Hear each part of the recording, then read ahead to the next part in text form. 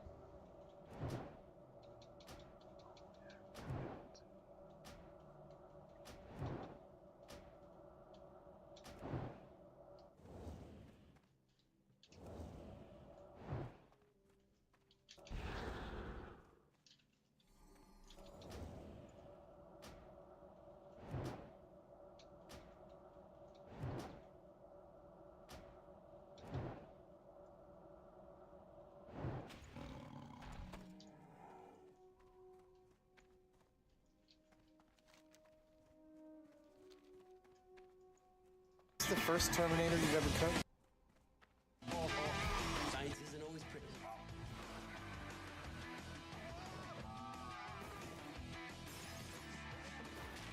Welcome back to Busting in My Kitchen. Hey, I've got a myth for you. Your mom hates you. Just a little bit of vinegar, some baking soda.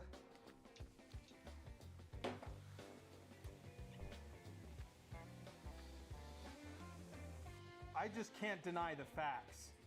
This myth is busted. Your mom loves you. As a group of people with special effects experience, often the most exciting part of the episode comes after they bust a ridiculous myth. As a consolation, they try to duplicate the results of the story with wild practical effects. There's always two parts to a Mythbusters story. There's replicating the myth, and then there's duplicating the result. I just love watching them tinker. You know things are gonna go crazy when they have to hook up radio controls to a real car. You know that car is not gonna come out of this thing okay. And you know, I don't think I've seen as many dead animals being blown up as I've seen on Mythbusters. There is a real gross out fascination to many of the stories they recreate, even when they mix and mold ballistics gel, a material used to test the lethality of ammunitions and weapons, but it's temperamental to the environment, which is why they use ethically sourced pigs so often. In the shopping episode, they show you where they buy all the dead pigs, and they're ethically sourced. No pigs have been killed for Mythbusters. No food has been wasted. The duct tape specials are some of the most iconic of the series. No matter what the challenge, island survival, constructing a boat, a bridge, they typically succeed in showing the fact that duct tape is the universal tool. Something I think Mythbusters has over other workshop kind of shows like Fact or Faked or Deadliest Warriors is that the hosts are true showmen. Even Jamie, with all the jokes about his seriousness, loves to build giant contraptions that serve the purpose of like performing a gag, of doing a visual gag. There's something so special when Jamie gets excited about a build. It's awesome. And there's a real style to the presentation. The blueprints introducing each build are often drawn by the cast themselves. They feel very involved in the production. You know, the crafting of each episode. I love in the Alcatraz escape episode when Jamie and Adam are interrupted by a Discovery Channel crew to take promotional photos. They get near me with, you know, some powder and some scissors for my mustache. They're going down. Well, maybe just a little touch-up for the tough guy. Unlike other reality shows, the celebrity aspect of these people get in the way from the real drama, which is the crafting, the making, the building, the tinkering. As you watch the show, the shop gets more full with props from earlier experiments. M5, the shop, becomes a character in itself with a great continuity. They make a casted mold of Grant's head when they test the myth if you could like put a finger in the barrel of a gun to save your life. You can't, by the way, myth busted. Does anybody find it creepy how many Grant robots have been on the show? Is it just me, or is he trying to like clone himself and make a little army? I like it. I think we're keeping it. But afterwards, Grant's head makes regular appearances because they still have the mold. It's practical to use it, but it's still a face of Grant. Grant's face, test number 1 and only. Firing in. 3, 2, 1. It's so fucking funny. This is your time to shine. Occasionally, the myth seems so mundane and lame. It's like, why are you even wasting your time on it? Like, does a duck echo? Why wouldn't it? Jamie and Adam will look really stupid. They're giving, why did the network make us do this? Myth busted. Don't be so hasty. Mythbusters, let's go home. See ya. Then there are myths that may have well existed in the Middle Ages, like can a cell phone call ignite an explosion at a gas station? People asking that question didn't know how to make fire. That's why they're asking the question. They want to know if it's a viable way to make fire. They're Neanderthals, cavemen. An early dumb fucking episode was Pyramid Power, which claims that the Egyptians used the pyramid to preserve mummies, not through mummifications, but through the mystical scientific properties of the pyramid's shape. As far as I know, in ancient Egyptian thinking, there's no evidence that they thought about that at all. They take time to follow the exact directions to capture this pyramid power, which should keep fruit fresh and sharpen razors. But after some long trials, it doesn't seem to do anything. So they even try testing cube power, and that doesn't work either. It's silly, but one of the show's greatest strengths is taking the time to give these ridiculous things a chance. Their mode of storytelling is the scientific method, so you can't just like brush something off. You can't just research on the internet and talk about it. You have to show it. I was surprised I loved the mind control episode so much, because they give a reason for why people believe mind control devices exist. The show points to the fact that there are publicly filed patents in the United States for or mind control devices. How can this be? Only geniuses have patents. So using a multitude of guides on the internet and plans sourced from the US Patent Office, they actually build them. They measure people's brainwaves while testing these wacky devices that make variations in air pressure, create subliminal sounds, spin magnets. I do love the psionic helmet. I would not go anywhere near someone wearing this though. She runs through every beverage on the menu, except the one that Tori is trying to project. Something I really appreciate about Adam Savage versus many other science educators is he's always had a respect for people who need a concept re-explained to them, or who may even be stubbornly holding on to their own beliefs. People aren't stupid, the world is confusing. One myth that may seem simple to some, but not to many others, is an airplane cannot take off on a conveyor belt that matches its takeoff speed. That sounds correct in my brain, but after Adam and Jamie break a treadmill, a small-scale test shows a successful takeoff. It's such a strange sight to see that even later, the pilot they hire to do the large-scale tests believe his plane won't take off. They tow a tarp behind a truck matching the plane's takeoff speed, but despite the conveyor belt, the plane moves forward and takes off. It seems like they did the experiment wrong. That did not happen. I don't care what I just saw. But that's an assumption. It's an assumption based on a misunderstanding of the physics of planes. Bringing it to Jamie and him going, why would we test that? It's totally stupid. And I'm like, it may be painfully obvious to you, Heinemann, but check out this stack of arguments we found. The plane is not creating friction on the ground to move. The wheels they're just stands. The propeller creates friction in the air. It's like saying you couldn't swim over an underwater conveyor belt. It took about 3 weeks of production before we understood people's confusion with the story enough to actually explicate and speak to that confusion in the episode. It's something so easy to misunderstand, and if I didn't see it on the show, I would have never believed you could do that. I'm an educated person now. I love the episode where they measure bacteria content after double dipping. That is, taking a bite of your food and putting it back in a shared dip. My grandma hates double dipping, and as a child I could have respected what she wanted. I could have taken dip and put it on my own plate if I really wanted to double dip. But the Mythbusters said myth busted. Double dipping isn't all that bad. So I let her know whose opinion I respected more. The Mythbusters. Sometimes their conclusions do raise an eyebrow, like watching them fail to curve bullets. I have the confidence to say I could actually do that. James Cameron is still a salty little sailor. Excuse me, a salty little sub. About the episode where Jamie and Adam supposedly proved that Leonardo DiCaprio and Kate Winslet in Titanic could have survived on the wooden board floating in the water together, rather than Jack dying. Rewatching Jamie and Adam's experiment, they do have some chicanery in there. They add a lot to equalize the buoyancy of the wood for their weight and rely on their own ingenuity in the water to use a life vest to prop up the board to keep them both out of the water. It's just fishy is all I'm saying. So obviously these guys aren't exactly scientists by trade, and over the years the fans have criticized their experimental methods. Discovery ran a Mythbusters fan site, and often the Mythbusters would take viewer requested myths. But in true scientific fashion, they also revisited many of their experiments while taking criticism into account. They were even contacted by President Obama one time to retest a myth. Why would Obama contact the Mythbusters to try to rebuild the Archimedes death ray? Obama, shouldn't this have been top secret? Anyways, myth busted. The show demystifies science through the creative process, which is incredible.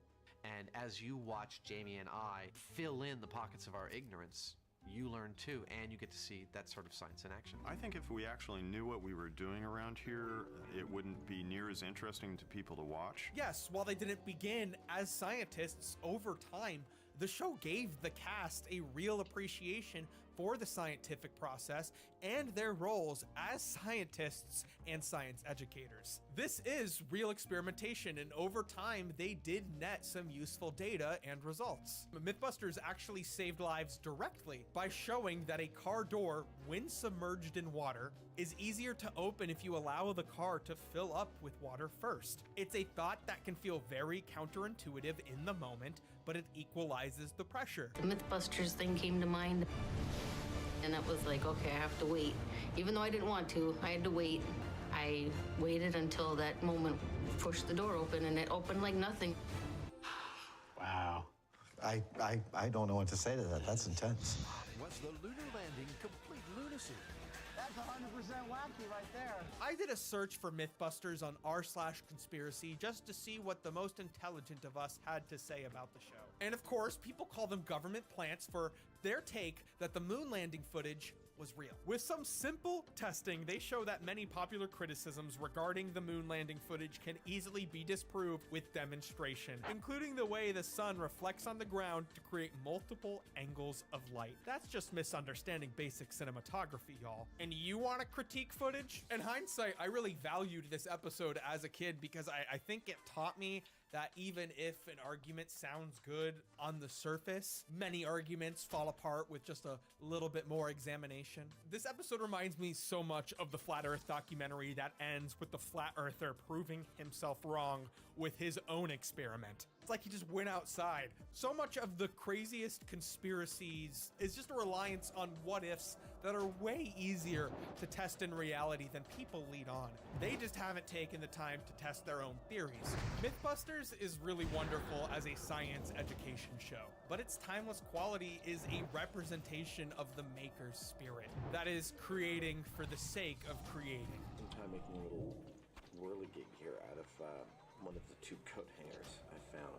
One of my favorite books for creative inspiration is Adam Savage's Every Tool's a Hammer. And to me, that's such a perfect title. In a pinch, you can make any tool a hammer. And when you work on projects, when you have deadlines, sometimes it feels like you gotta have that kind of ingenuity. To me, it's not only an entertaining celebrity autobiography, but it's much more of a very practical guide to managing creative projects. Bro has a whole chapter about making lists, and it's a page turner. It doesn't matter what you make, and it doesn't matter why. The importance is that you are making something. From the beginning on Mythbusters, science education was always the backdrop to make a show about making things. I love the earlier episode Shop Till You Drop, which just follows Jamie and Adam around as they highlight all the different places they've shopped for constructing different experiments. Sourcing things for the show was a huge challenge on its own, and they end up in weird places. It's our little pug. This was Men in Black 2.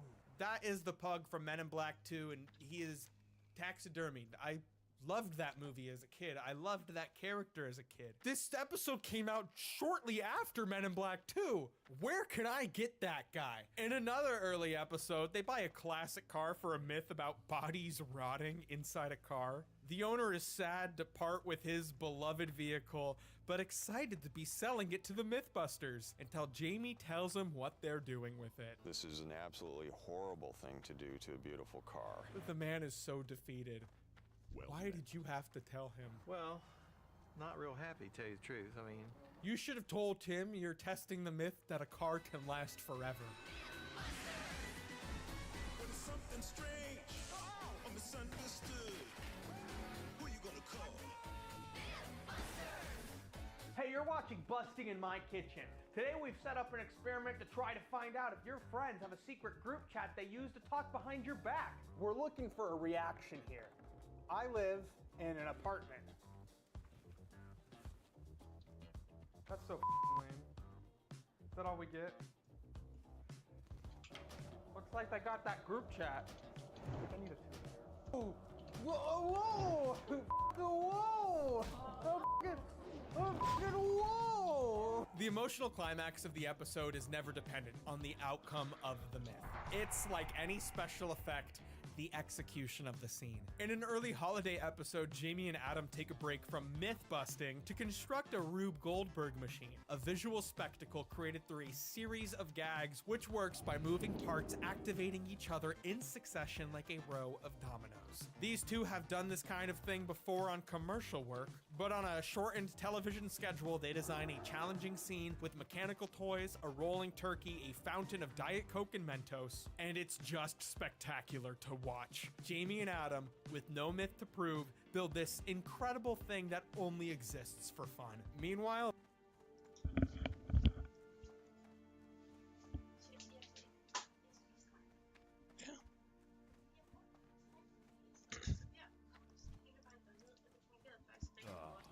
I've been expecting you.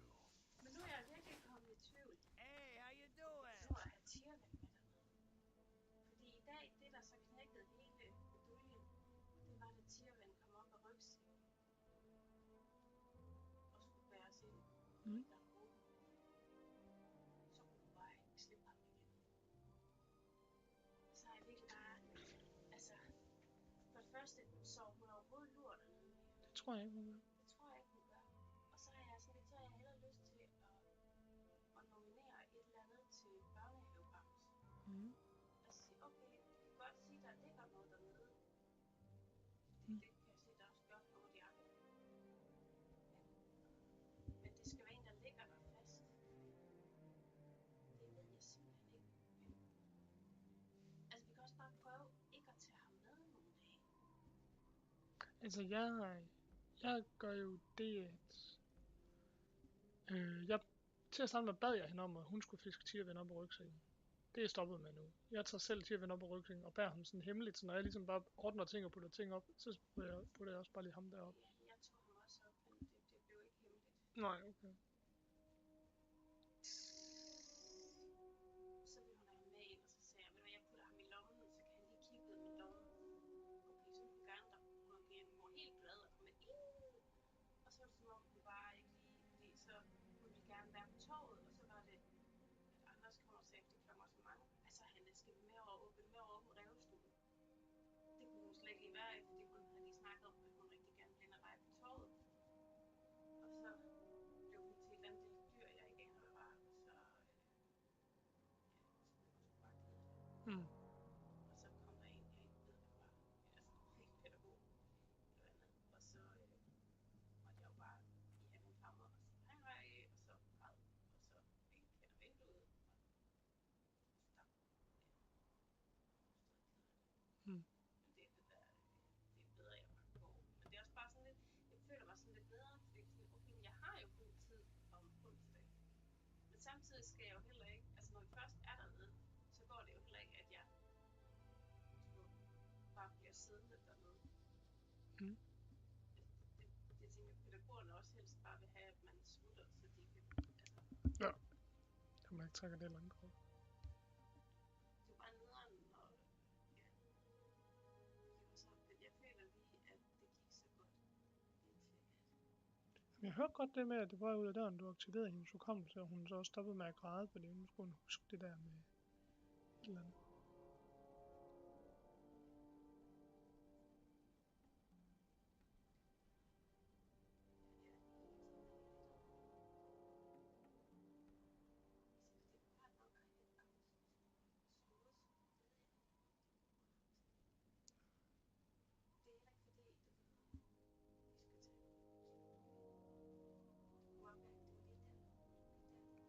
Ja. Jamen jeg har også, det er også nogle gange gået galt for mig, hvor det er, du ved, så har jeg en sut i lommen, og så skal jeg lige putte den ind, eller putte den op i tøjtasken, og så får hun lige øje på den. Og så rører det bare lige kvarter. Så.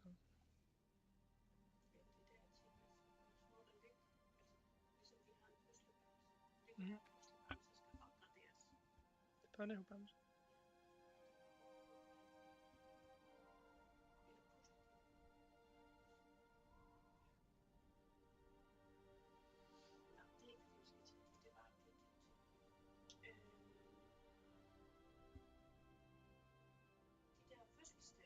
Ja. Gabriel holder fødselsdag om søndag. Ja, Det er nok ikke så smart. og du siger, at på søndag, der holder Ellen fødselsdag. Ella. Ella fødselsdag på søndag. Ella holder fødselsdag på søndag.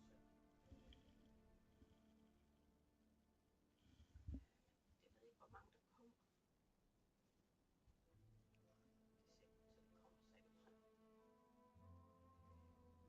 Altså nu fik jeg ikke lige... Jeg skal lige få det med min telefon, så jeg kan skrive til Isabellas far og høre om Isabella. De kan lege her i weekenden, og ellers... Så ned. På et stykke papir. Jo, altså et telefonnummer. Det har jeg også været fået af.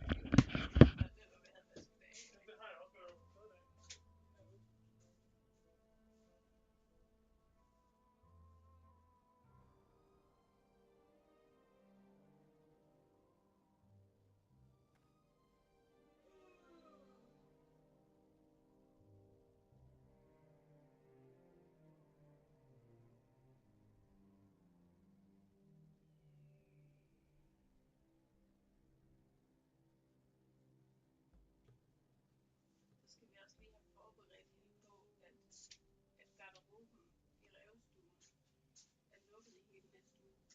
Nå, fordi... Fordi de skal male. Okay. Så hun får en midlertidig plads i troldestuen.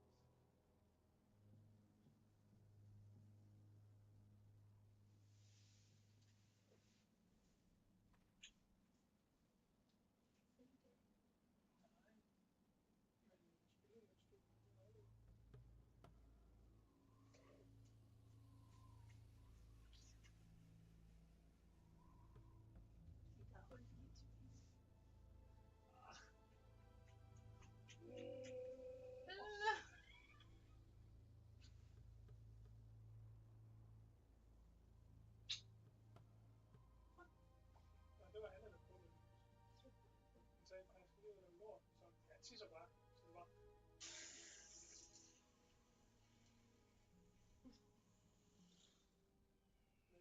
Nu tisser jeg. Ja, det kan jeg gøre.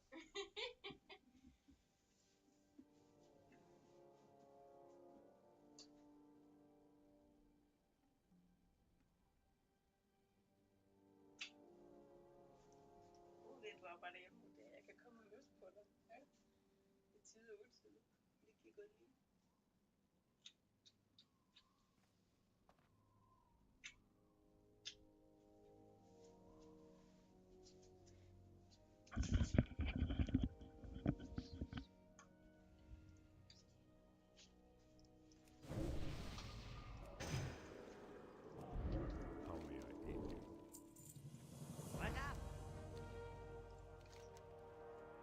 Have a good one.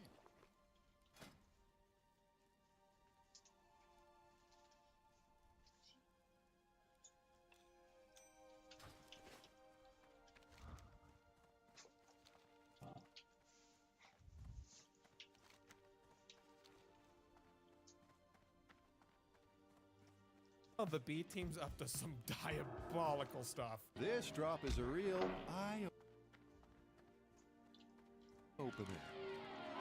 The showmanship carries into the experimentation. It's not only for data, it's for the camera, and the creativity of all 5 members contributes to a balanced show. In its 2 final seasons, the network made one of the worst penny-pinching decisions in cable TV history. They chose to fire the B team because they were up for a raise, and Discovery did not want to shell out the money. The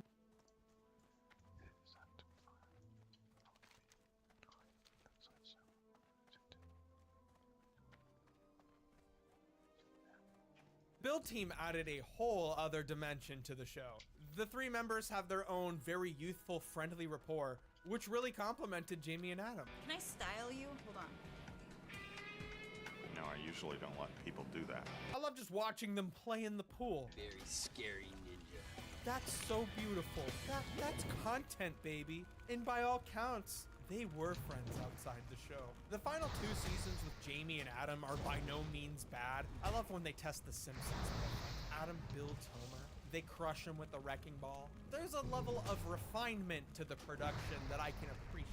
But that could also be it feeling more corporate. As soon as they leave, the energy Carrie, Tori, and Grant brought to the show is immediately missed. It just makes more sense when the B team is there, damn it. Buster is not giving them much to work with, but they'll make them work. Damn, this shot of the B team in the MacGyver Myth special goes hard. Look at it. I think the episode which exemplifies everything I love about Mythbusters, my favorite Mythbusters episode, is the Seesaw Saga.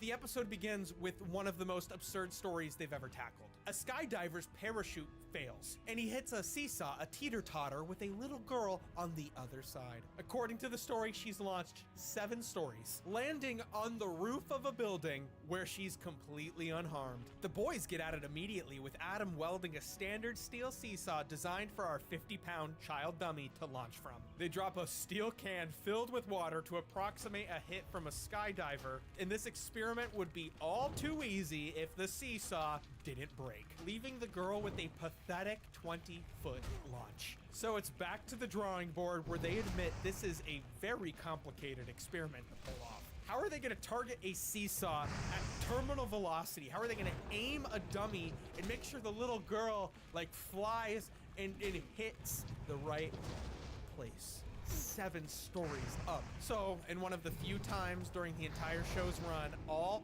5 of the Mythbusters team up to work on one myth together. Using a 3D program, Jamie engineers a new kind of super seesaw design, creatively taking from crane construction to reinforce it for impact. Meanwhile, Adam's small-scale model shows that when the skydiver successfully transfers his energy to the little girl, there's a compound increase in energy and the girl goes flying even higher than the story says. But that's just at a small scale. With Jamie and Adam welding the new seesaw, the B team are left to solve the terminal velocity problem. Carrie is building a guy filled with goo to approximate the 150-pound person. And Tori and Grant are doing a great remote segment in which they test the differences between skydiving and bungee jumping, learning that they can approximate terminal velocity below 600 feet if they use a bungee cable in reverse to launch the skydiver onto the target on the ground. This is a real show. They did this for real. This isn't Phineas and Ferb. And Jamie and Adam cameoed in Phineas and Ferb as stormtroopers. The plan is set.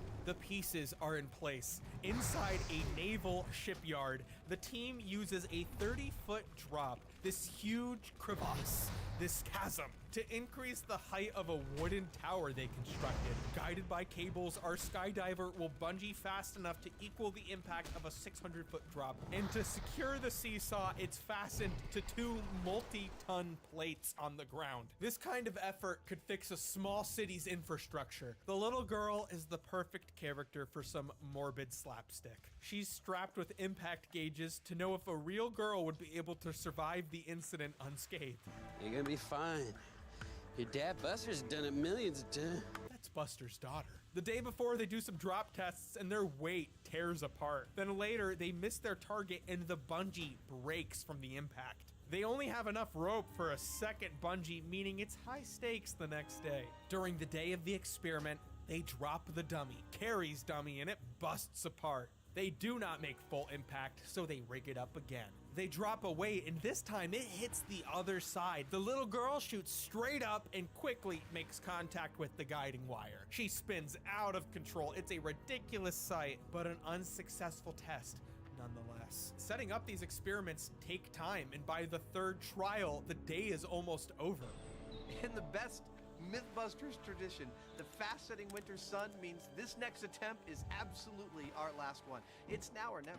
And it goes perfectly. Buster's dear little daughter flies not 7, but 13 stories in a spectacle that has all the excitement of an athlete hitting a home run with the amazing slapstick absurdist comedy of a Wile E. Coyote cartoon. It's a climax that's earned through all the different elements that make the show great, and it's breathtaking. The story is ultimately busted because the force of the seesaw actually kills the girl before she lands, so it doesn't even matter if she was able to land on the tower perfectly. But it doesn't matter, the stunt, the effect, it worked. They got the scene, and it's beautiful because they all built it together. Anyways, help me bust the myth that you won't subscribe. What were your favorite Mythbusters episodes? You can comment down below. Myth confirmed. Anyways, what other plausible things would you like to see me talk about? See ya. Welcome back to Crack Smokers. In true scientific fashion, we're doing a retest today because it turns out we didn't do our experiments right. Oh my God, so we got a 2-liter here.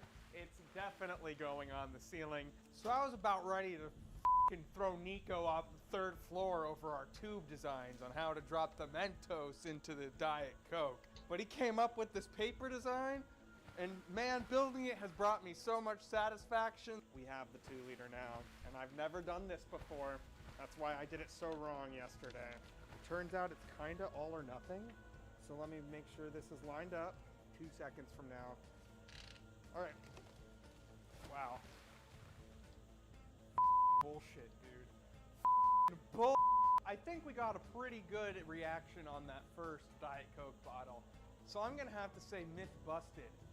Your friends don't have that group chat.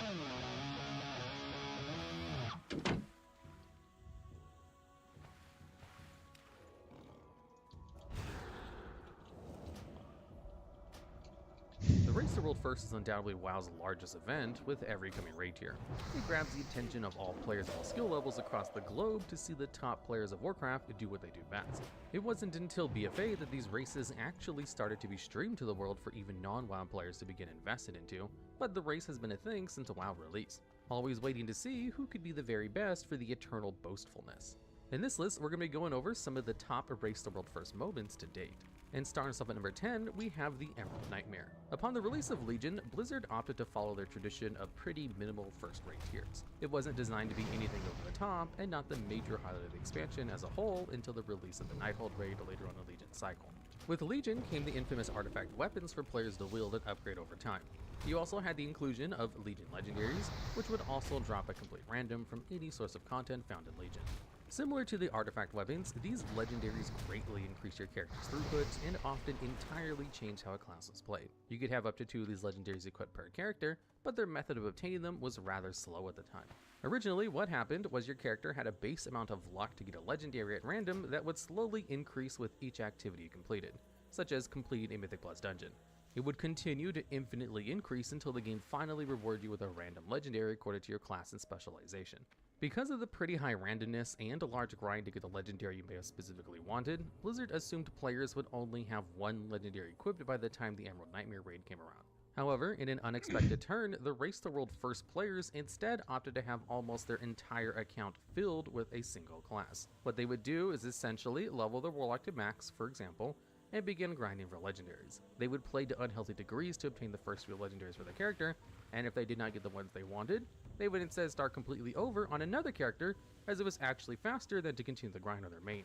So the players would just repeatedly level their ults and keep grinding until they got lucky enough for the most optimal DPS increase. With this schedule Blizzard had given these players, it proved successful. As when Emerald Nightmare was eventually released on Mythic for All, and rather than a week or so event like players had started to become accustomed to, the entire raid was cleared in 18 hours by the Guild X sources. Because Blizzard had failed to consider the degenerate levels of gameplay these players would attempt, their tuning for the raid fell completely short.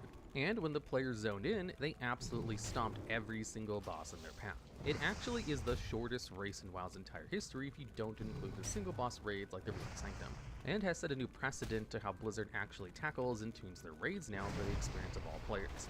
It was just a glorious fumble on Blizzard's end, as they completely misinterpreted the dedication the top-end players actually have, and the Emerald Nightmare raid was soon heralded as one of the worst Mythic raids to come from WoW.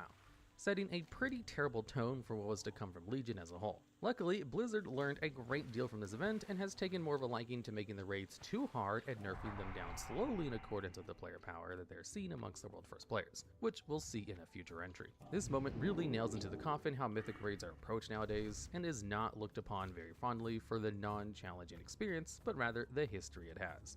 For our 9th entry, you have the young Dip hitting that skip. To fans of Liquid or even fans of Echo, this entry makes a complete 180 turn compared to the last entry, and you'd mostly be correct. In one of the more recent races of World First, specifically during Yggdrasil, the Dream's Hope, fans would bear witness to the events of Young Dip. During the progression of Smolder on a Mythic, fans would begin to witness the first legitimate wall of the raid and a boss that truly separates the more casual type players from the higher end due to his menacing mechanics and very high DPS check. Essentially what happened is someone on the Liquid raiding team dropped the experimental Anima Cell toy down in between their pulls. Using this toy will spawn a large Anima power looking orb similar to Torghast's Zone. Clicking on the orb will then offer players a couple of randomized choices that generally just add some comedic flair to your character. One of these options, however, is the option to transform your character into a child of the race you're currently playing. In the case of a Demon Hunter on Horde, it would be a Blood Elf child, as no other race on Horde can play Demon Hunters. For the player Young Dip, this exact thing would occur, and a strange animation of the Blood Elf child model upon backpedaling with him, causing the character to skip backwards. Now at this point, Liquid had already sunk many hours into the progression on Smolder on to Mythic, and they'd been hitting their heads against the wall for quite some time. Like most WoW raiders, eventually it just settles to this odd atmosphere of tired players finding almost anything enjoyable, and the spectators of Liquid all hoarded to Young Dip. Jokes all around started to ensue as Young Dip started to hit the backward skip, and the entire raid team started laughing hysterically, alongside many of the Twitch chat followers. It was just so insanely goofy and stupid that it became a running joke for the remaining entirety of the Yggdrasil race of World First, and it was almost impossible to go anywhere without hearing jokes about Young Dip if you were following the raiding scene. You could be part of other competitors' Twitch chats, Echo and Method, and see fans of Liquid just constantly spamming Young Dip hit that skip in the chat. It became sort of a rallying cry for Liquid and their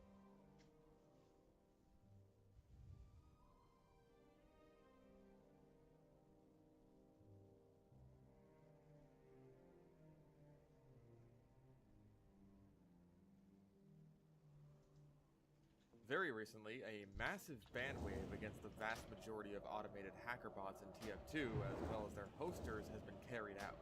And for the most part, casual mode has been rendered effectively bot-free. This is huge. Hell, huge is kind of an understatement. This is the most direct action that has ever been taken against the bots and their hosters.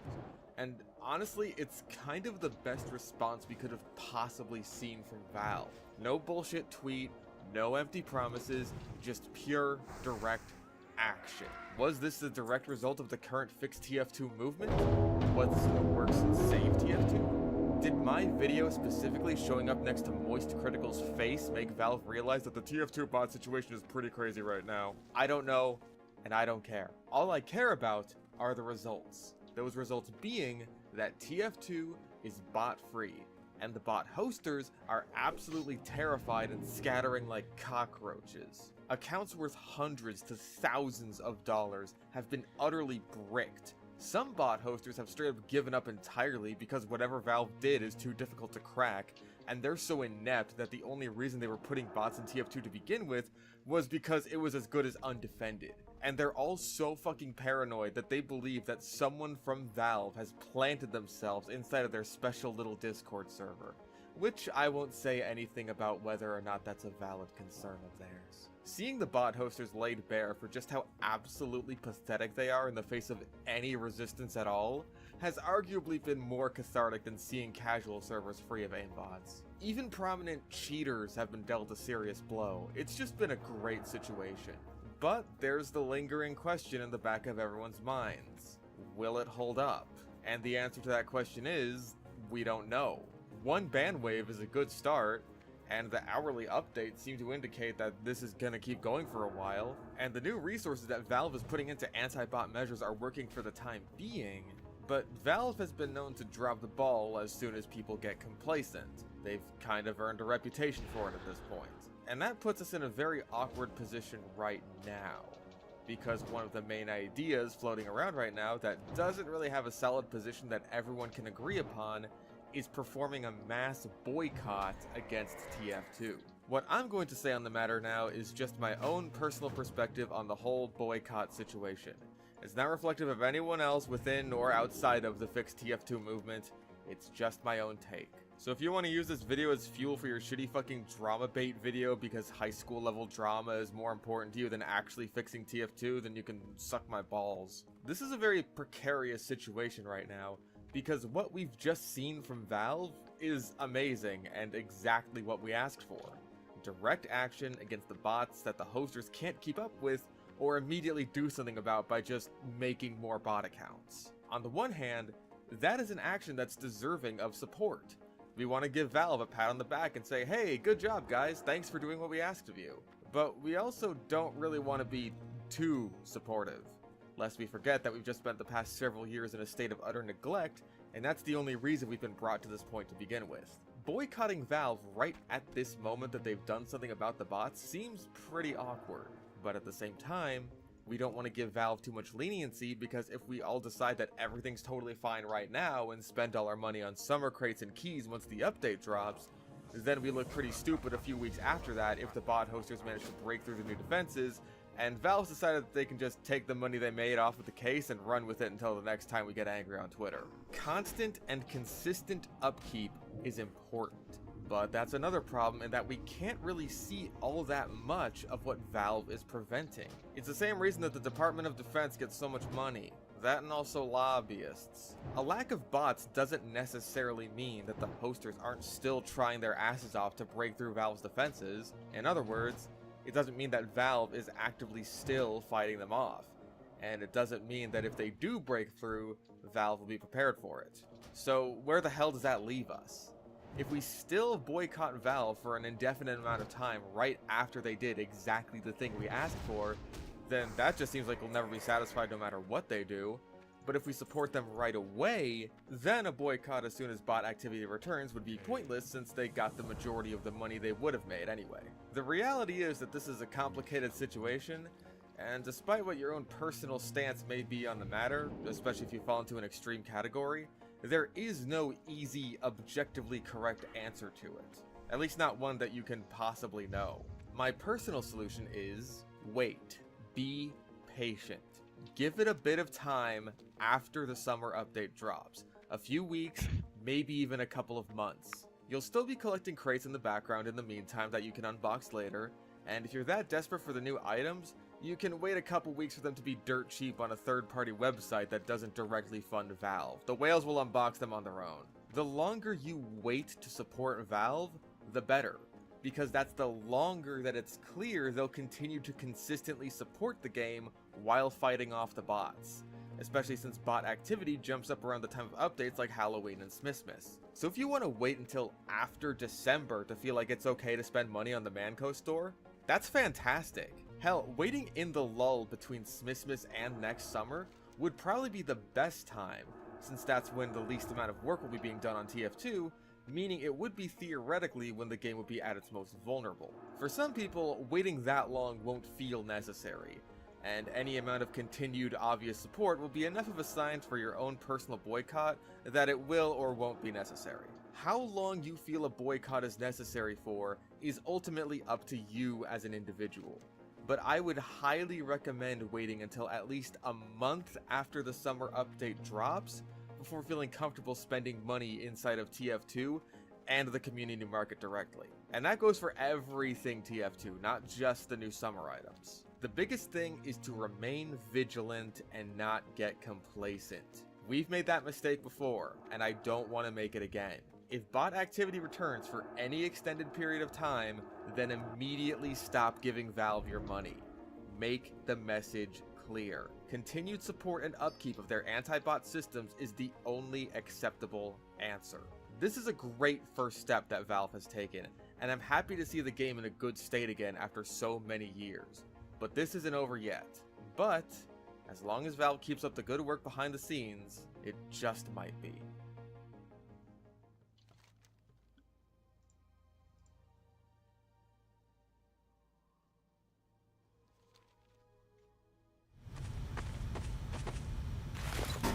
Dispenser going up.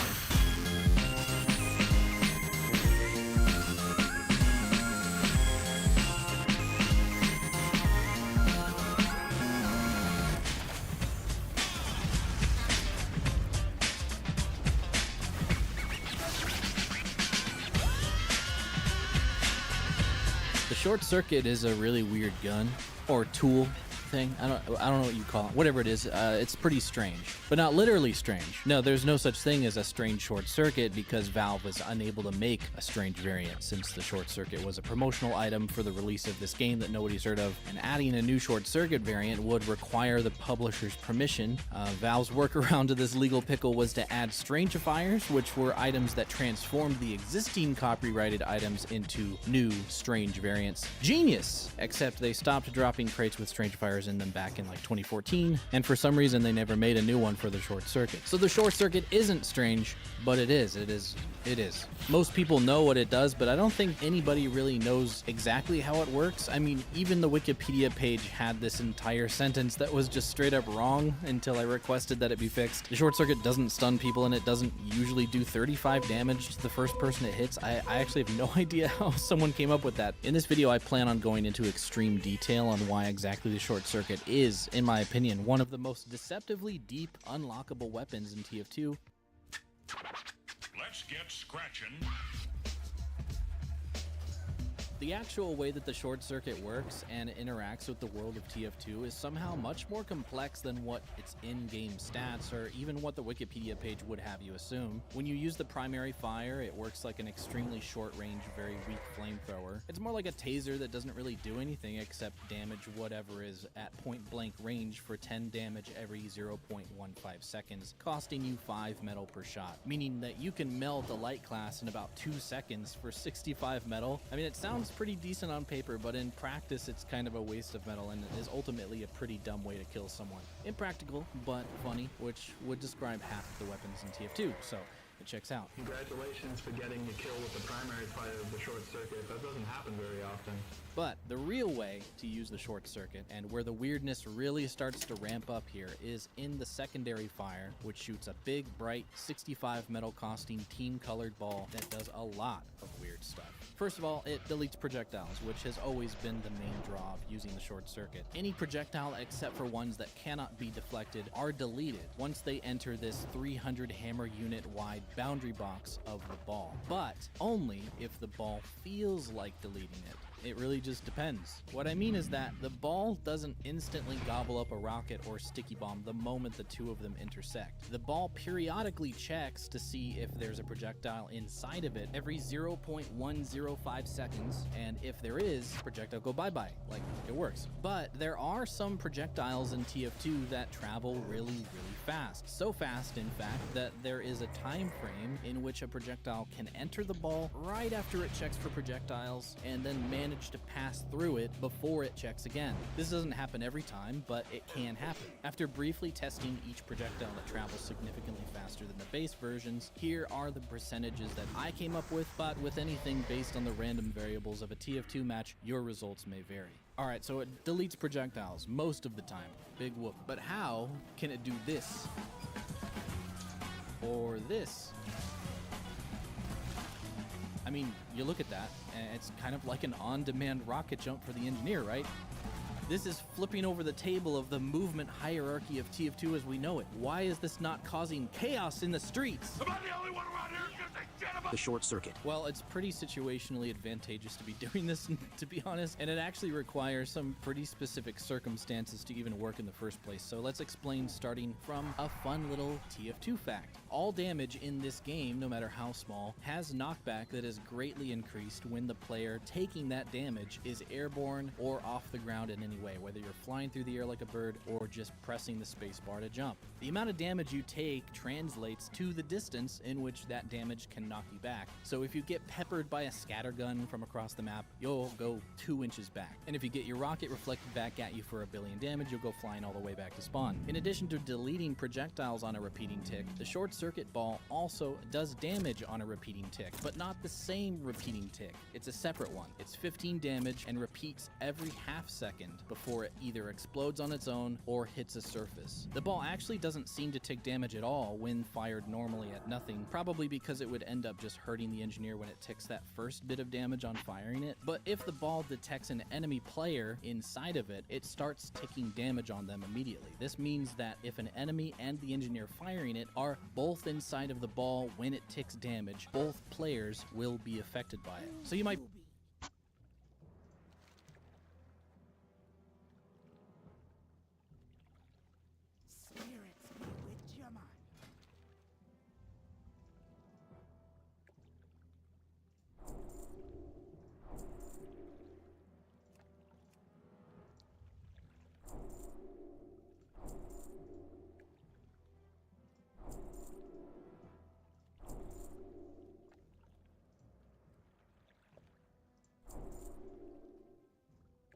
Bye now.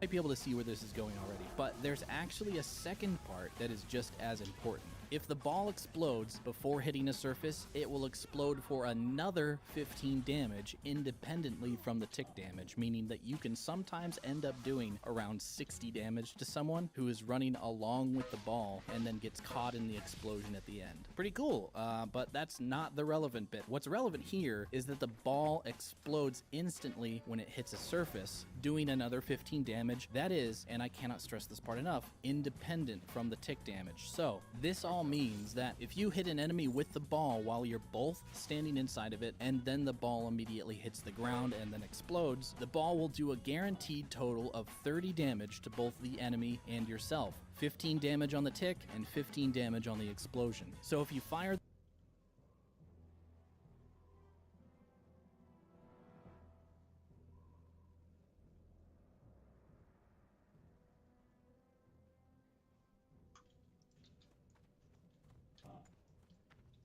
the ball at the ground while standing next to an enemy player and jump at the same time, you will do 30 damage to yourself, which will knock you into the air about 30 damage worth of distance. This isn't an insane amount of height, but it can often be enough to confuse or delight your opponent and ideally give you an advantage of just some kind. At the very least, it might end up looking kind of funny or cool, which is still kind of worth it. Fun little tidbit here is that if your enemy also jumps at the same time that you fire it, they also will be sent into the air about the same distance. Not really useful at all, but it can happen. So this is the way that the short circuit jumping works normally. I mean, it's not normal, but this is like the normalist way that it works. You just rocket jump on your foes as engineer, and you get some style points in exchange for 65 metal, or fail spectacularly, up to you. But how the actual fuck do you do this? I mean, normally this silly little move barely lets you clear the top of people's foreheads, but this is starting to look more like a legitimate soldier-style rocket jump. How could this happen? I don't understand what's going on here. Well, the first thing to point out here is that there's nothing special about the way in which I'm executing the move, nor is there anything different about what the enemy is doing. In actuality, the most important factor for pulling off this height with the short circuit jump is location, location, location. In particular, surfaces, the ground, the floor. Certain